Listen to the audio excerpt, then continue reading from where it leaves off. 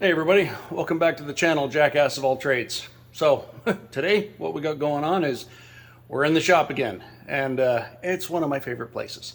Anyway, what we're doing here is some homebrew powder coating. I met a guy, and he powder coated wood of all things, told me all about it, used to make powder coating ovens, and he goes, you can do that at home, right? And I was like, really?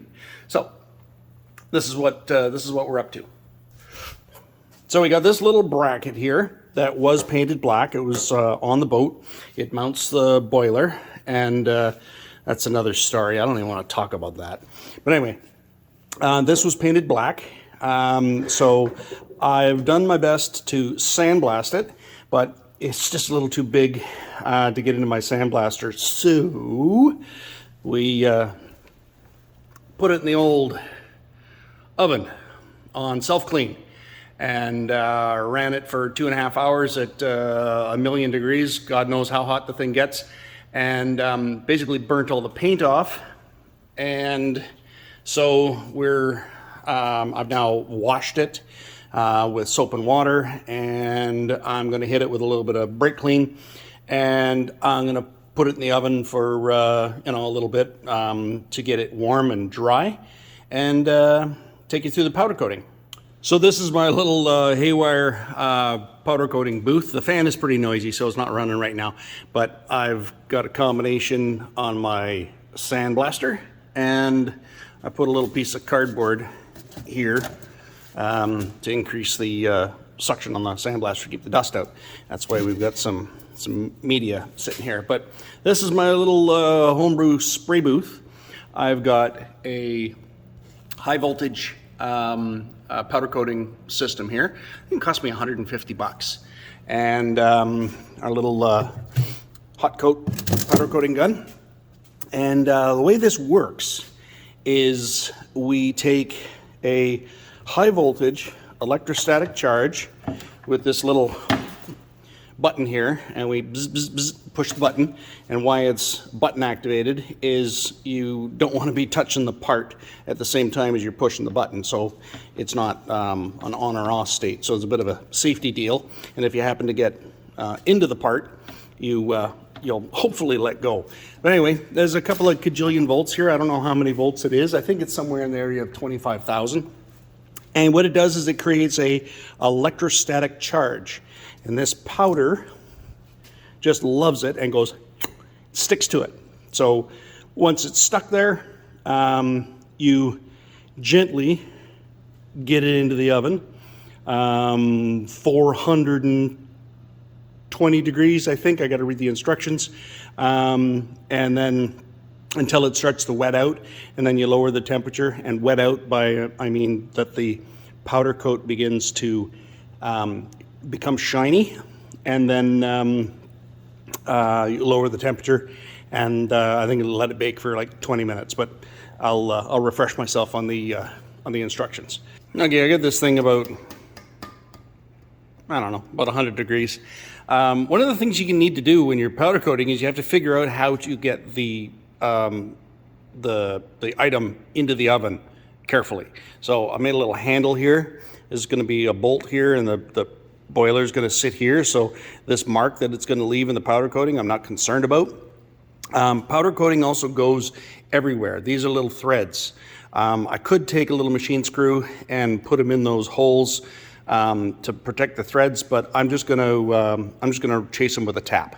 And then, to hold it, I'm going to grab it here, and then I'm going to stick a wire in there and hopefully get it from point A to point B. So I've hit it with brake clean.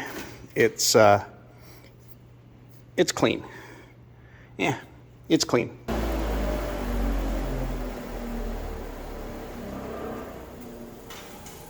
Turn the fan off for a second, and I'll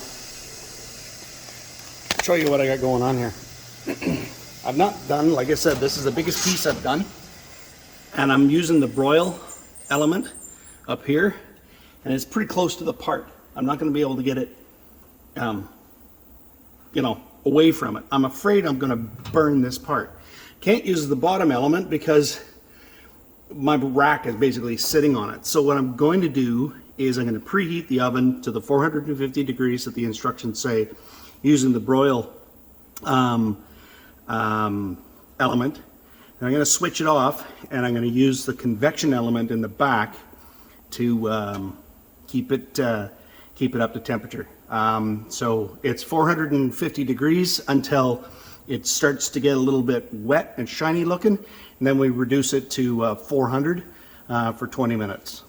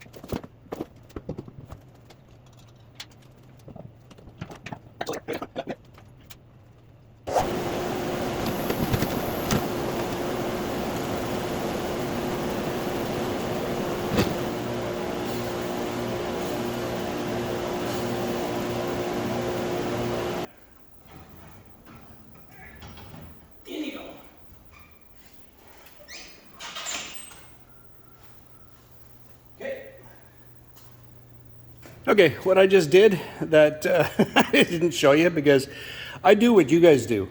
I say to myself, hey, how do I put a second coat on? Because I'm not covering very well. So I quickly went to YouTube. I watched about the first 5 seconds of a video, skipped to the middle, watched a couple of more seconds, thought I learned enough, and just went at it. So what I did was we put the product in the oven, and you get it to what's called a gel state. Maybe it takes 5 minutes or whatever, where the powder just won't flake off or blow off.